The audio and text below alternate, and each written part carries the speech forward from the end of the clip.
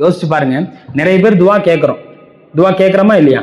கேட்டுட்டு உடனே ரிசல்ட் வரலன்னா ஒன்னு அல்லா மேல கோச்சுக்கிறோம். அல்லா மேல கோச்சு எப்படி பாருங்க, காலையில எந்திரிச்ச உடனே துவா கேட்பார், யா அல்லாஹ் என் வியாபாரத்துல எப்படியாவது பரக்கத் செய்யலாம் அப்படின்னு துவா கேட்பார்.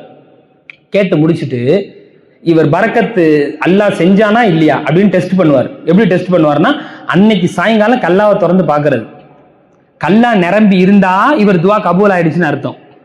கல்லா காலியா இருந்தா, நானும் வாழ்க்கையில அல்லாட்ட கேட்டுக்கிட்டே இருக்கேன், என்னைய மட்டும் அல்லாஹ் கண்டுக்கவே மாட்டான், பக்கத்து கடைக்காரன் வர்றவன்லாம் இங்க வந்து செப்பலை கழட்டிட்டு அங்க போறான், ஏடா செப்பலையாவது அங்க கழட்டுங்களேன்டா, செப்பலையும் கொண்டு வந்து என் முன்னாடி கழட்டிட்டு என் முன்னாடியே சுத்தி முத்தி பார்த்துட்டு பக்கத்து கடைக்கு போறியாடா, அல்லாஹ் என் துவாவை மட்டும் கபூல் செய்யவே மாட்டானே, இப்படிங்கிற ஒரு எண்ணம் வந்து பெரும்பாலும் ஏற்படும்.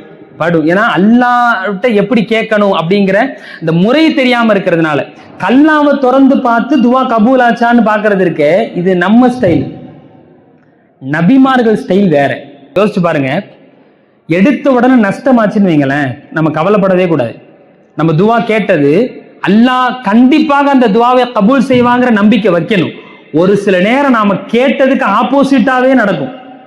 ஒரு சில பேர் இப்படித்தான், அன்னைக்கு வரைக்கும் நல்ல வியாபாரம் போயிருக்கும், அன்னைக்குன்னு புதுசா துவா கேட்போன்னு ஏதாவது அஜித் பயானெல்லாம் கேட்டுட்டு துவா கேட்போன்னு யா அல்லாஹ் வியாபாரத்துல பரக்கத் செய்யலாம் பாரு, அன்னைக்குதான் பெரிய நஷ்டமா இருக்கும்.